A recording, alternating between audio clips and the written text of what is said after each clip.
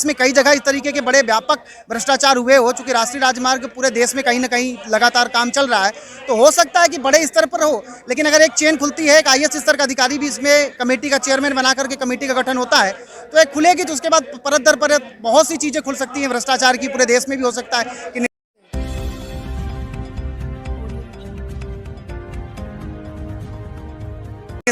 नमस्कार साथियों, मैं मनोज सुराजी स्वागत करता हूं आपका मिनी संसद के मंच पे। 2 अक्टूबर गांधी जी का जन्मदिन है, जयंती है, लेकिन इस जयंती पर भी जंतर मंतर पर लोग आ रहे हैं और लड़ रहे हैं। जो लड़ाई गांधी जी ने शुरू की थी उसको लगातार जारी रखे हुए हैं कुछ लोग, और समाज से भ्रष्टाचार मिटाने के लिए, भूख, गरीबी, अशिक्षा मिटाने के लिए, समाज को जागरूक करने के लिए लगातार संघर्ष कर रहे हैं लोग। आज की कड़ी में हम बात करेंगे कि भ्रष्टाचार के विरुद्ध जो भूख हड़ताल पर बैठे हुए हैं कुछ लोग, करोड़ों के भ्रष्टाचार की बात कर रहे हैं। ये कौशाम्बी के राजस्व कर्मियों ने किया है ये अरबों का घोटाला। बहुत सारी भुगतान कर दिए गए बिगर जांचे परखे NHAI के द्वारा। RTI मांगने पर हीला हवाली करी उन्होंने और कार्रवाई के नाम पे की लीपापोती। आइए इन्हीं से बात करते हैं और जानने की कोशिश करते हैं कि आखिर मामला सारा है क्या। सर, आपका नाम क्या है? सुजीत कुमार मिश्रा, मैं कौशाम्बी से हूँ। कौशाम्बी जिले से हैं आप। एक बार स्थिति बता दीजिए कि कौन से राज्य में पड़ता है? उत्तर प्रदेश के कौशाम्बी जिले से हूँ। कौशाम्बी ये प्रयागराज के पास एक जिला है उत्तर प्रदेश में। कानपुर से कौशाम्बी कोकरा चकेरी के मध्य एक नेशनल हाईवे नंबर 2 है जो अब 19 हो गया है। उसमें भूमि अधिग्रहण का, चौड़ीकरण में भूमि अधिग्रहण का कार्य चल रहा है। तो भूमि अधिग्रहण में तमाम ऐसी भूमियाँ आई हैं जो सड़क की, नालों की, तालाबों की, सरकारी सार्वजनिक उपयोग की ज़मीनें हैं। उन ज़मीनों पर कुछ अवैध निर्माण थे और कुछ अवैध निर्माण करवा दिए गए, और उन अवैध निर्माणों में से कुछ रहते हैं जिनको न्यायालय द्वारा बेदखल भी कर दिया गया। उसके बाद भी वहाँ के राजस्व कर्मियों ने उनका स्वामित्व जारी करके और NHAI से बिना जांच करवाया एक बेहतरीन तरीके से एक भ्रष्टाचार करते हुए कई करोड़ों का मुआवजा बांट दिया। इसमें कई पीछे स्तर के अधिकारी निश्चित रूप से इन्वॉल्व हैं, इसलिए वहां पर जांच नहीं हो पा रही है। राज्य सरकार में आपने संपर्क किया, योगी जी को कुछ पत्र लिखा, कुछ ऐसा किया? माननीय मुख्यमंत्री योगी आदित्यनाथ जी को शिकायती पत्र लगातार भेजे गए, साथ ही उत्तर प्रदेश के राजस्व परिषद के अध्यक्ष को भी पत्र भेजे गए, स्थानीय जिला अधिकारी को भी पत्र भेजे गए, और माननीय केंद्रीय राज्य सड़क परिवहन राजमार्ग मंत्री नितिन गडकरी जी के कार्यालय को भी पत्र भेजे गए, चूंकि मामला उनसे भी कहीं ना कहीं संबंधित है। लेकिन किसी प्रकार की कोई जांच या कार्रवाई न होने के कारण आज संसद भवन पर जंतर मंतर पर भूख हड़ताल और अनशन पे बैठना पड़ा।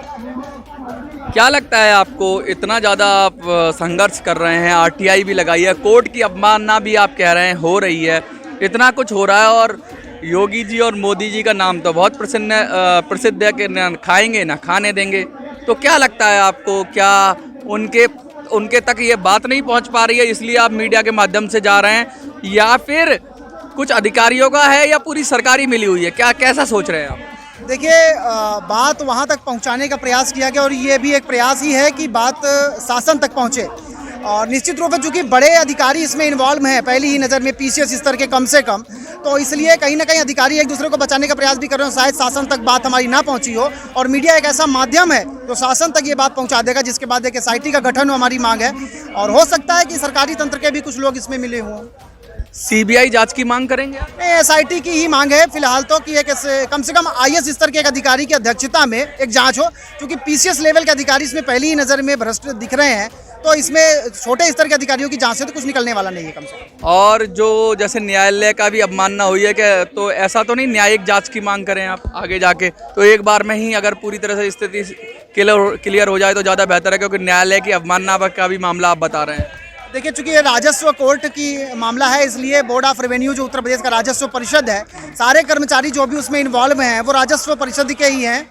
और दूसरी बात यह है कि चूंकि national highway authority of India से जुड़ा हुआ मामला है, तो ये भी हो सकता है कि देश में कई जगह इस तरीके के बड़े व्यापक भ्रष्टाचार हुए हो, चूंकि राष्ट्रीय राजमार्ग पूरे देश में कहीं ना कहीं लगातार काम चल रहा है, तो हो सकता है कि बड़े स्तर पर हो। लेकिन अगर एक चेन खुलती है, एक आईएएस स्तर का अधिकारी भी इसमें कमेटी का चेयरमैन बना करके कमेटी का गठन होता है, तो एक खुलेगी, तो उसके बाद परत दर परत बहुत सी चीज़ें खुल सकती हैं भ्रष्टाचार की। पूरे देश में भी हो सकता है कि नेशनल हाईवे में इस तरीके का भ्रष्टाचार और बंटाधार हुआ हो सरकारी पैसे का। मतलब आपका कहना है कि शुरुआत तो करी जाए, कहीं से की जाए, कम से कम आईएएस लेवल के अधिकारी से जांच बिठा दी जाए। बहुत कम मांग रहे हैं, लेकिन उंगली पकड़ के पौजा पकड़ना भी आपको करना ही पड़ेगा, क्योंकि पूरे देश की बात है ये। तो भ्रष्टाचार तो ऐसा नहीं है कि एक किसी जगह की समस्या हो, तो पूरे देश की ही समस्या है। और मोदी जी ने जीरो टॉलरेंस की बात कही है। तो क्या अपील करना चाहेंगे मोदी जी से या योगी जी से? जंतर मंतर पे ज्ञापन भी दिया होगा आपने या देने वाले होंगे, क्या अपील करना चाहेंगे? देखिए, अपील यही है कि चूंकि एक ऐसी मांग हमारी है कि जो आसानी से सरकार मान भी सकती है, क्योंकि एक आईएएस स्तर के आईएएस अधिकारी की अध्यक्षता में एक जांच कमेटी का गठन करना कोई बहुत बड़ी बात नहीं है शासन के लिए कि बहुत दिक्कत की बात हो।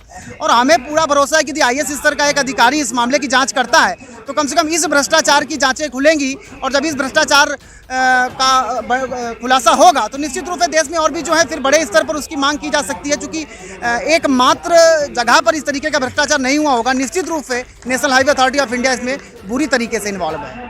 बहुत बहुत शुक्रिया आप।